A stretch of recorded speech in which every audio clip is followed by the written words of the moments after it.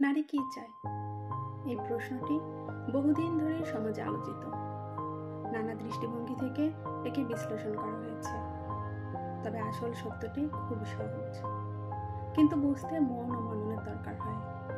একজন নারী চায় সম্মান, ভালোবাসা, নিরাপত্তা, বোঝাপড়া, স্বাধীনতা এবং নিজের মতো করে বাঁচার অধিকার। সে চায় তার অনুভূতি কেউ বুঝুক, তার মনের কথাগুলো কেউ শুনুক, আর তাকে একজন মানুষ হিসেবে মূল্য দিক। প্রথমেই বলা যায়, নারী চায় সম্মান। সমাজে, পরিবারে, কর্মক্ষেত্রে বা ব্যক্তিগত সম্পর্কে সে চায় তাকে ছোট করে না দেখা হোক, তার সিদ্ধান্ত অবস্থানকে গুরুত্ব দেওয়া হোক। নারী কখনো সম্মান ভিক্ষা চায় না, সে চায় প্রাপ্য সম্মান।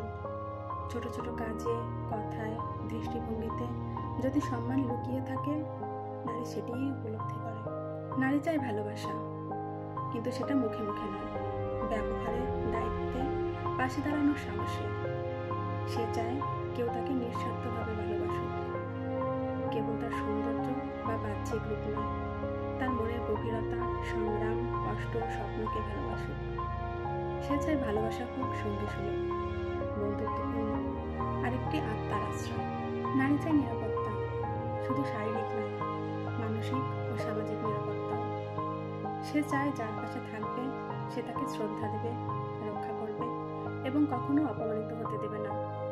সমাজে, রাস্তায়, কর্মস্থলে নারী যেন নিরাপদে নিঃশ্বাস নিতে পারে, এতটুকুই তার চাওয়া। নারী চায় শ্রবণশীলতা, তার কথা কেউ শুনুক, শুধু কান দিয়ে নয়, মন দিয়ে শুনুক।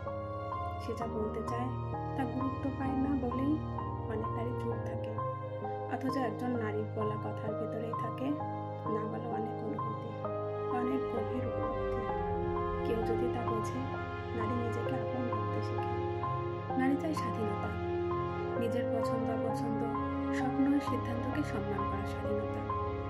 সে চায় জীবনের পথে নিজে হেঁটে যেতে, ভুল করলে শেখার সুযোগ পেতে। কেউ যেন তাকে নিয়ন্ত্রণ না করে, বরং সহযোগিতা করে।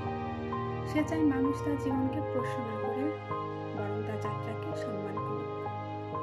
সবচেয়ে বড় কথা, নারী চায় মানুষ হিসেবে মর্যাদা। নারী আগে একজন মানুষ, তারপর মা, মেয়ে, বোন বা স্ত্রী। তাকে কেবল সম্পর্কের চোখে না দেখে একজন স্বাধীন ও আত্মমর্যাদা সম্পন্ন ব্যক্তি হিসেবে দেখা উচিত।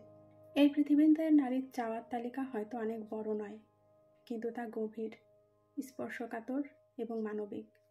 যদি আমরা হৃদয় দিয়ে বুঝতে পারি নারী কি চায়, তাহলে সমাজ আরও বেশি ভারসাম্যপূর্ণ, নিরাপদ ও শান্তিপূর্ণ হয়ে উঠবে। কেননা যেখানে নারী বুঝতে পারবে সে শ্রদ্ধিত, ভালোবাসিত ও মুক্ত, সেখানেই গড়ে উঠবে এক সত্যিকারের সুন্দর সমাজ।